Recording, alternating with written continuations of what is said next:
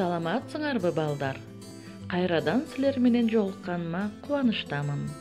Биз бүгүн турмуш тиричилик коопсуздугунун негиздери сабагын өтөбүз. Балдар, сабагыбыздын баштарынын алдында мен силерден сурап алайын.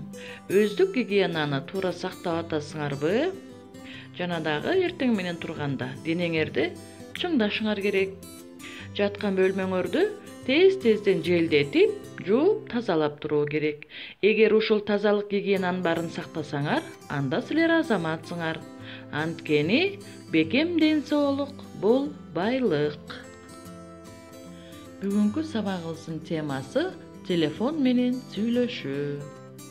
Сабактын максаты телефон менен сүйлөшүүнүн маданиятын үйрөнөсүңөр жана өз коопсуздугун сактоонун эрежелерин билесиңер. Балдар, телефон менен сүйлөшүү маданиятына көңүл бурабыз. Баарынан мурда мүмкүн болушунча сылык болгонго аракет кылуу керек. Коңгуроону угар замат трубканы алганга шашыл. Алло деген сөздү айтуу менен бирге саламдашканды унутпа. Эгерде сенден кимдир бирөөнү чакырып коюуну суранса, анда бул ким? Эмне үчүн керек деген сыяктуу суроолорду берүү таптакыр туура эмес. Ал ким экенин жана эмне деп айтып коюу керектигин чакыруучу тарап өзү айтат. Балдар, телефон менен сүйлөшүүдө эч качан жаман сөздөрдү колдонбогула. Андан да кыска жана так сүйлөгөнгө аракет кылгыла. Себеби телефон менен көпкө сүйлөшүү маданиятсыздыктын белгиси.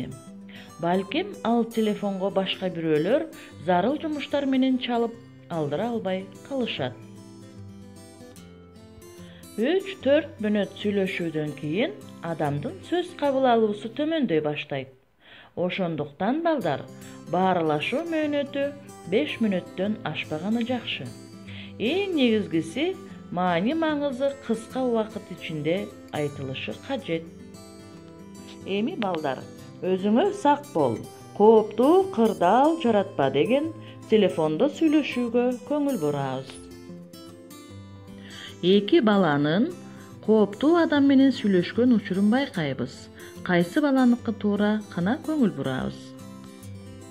Алло, бул ким экен? Бул мен Каталык. Сизге ким керек эле? Мен адашып калдым окшойт. Сиздин номеруңуз кандай? Менин номерим 25-90-64. А сиз кайсы номерге чалып жатасыз? Силердин дарегиңер кандай? Сизге дарегимди айта албайм. Жал Кичи району 99-үй 14-батир. Үйдө чоңдор барбы? Телефонго чакырып койчу. Үйдө эч ким жок. Алар азыр бош эмес. Балдар, эми ой жүгүртүп көрөлүчү. Кайсы бала туура жооп берди? Жана эмнеге? Сен телефондо кантип жооп берет элең? Балдар, эсиңерде болсун, эч качан телефондон чоочун кишилерге дарегиңди айтпа. Үйдө эч ким жок экенин билдирбе.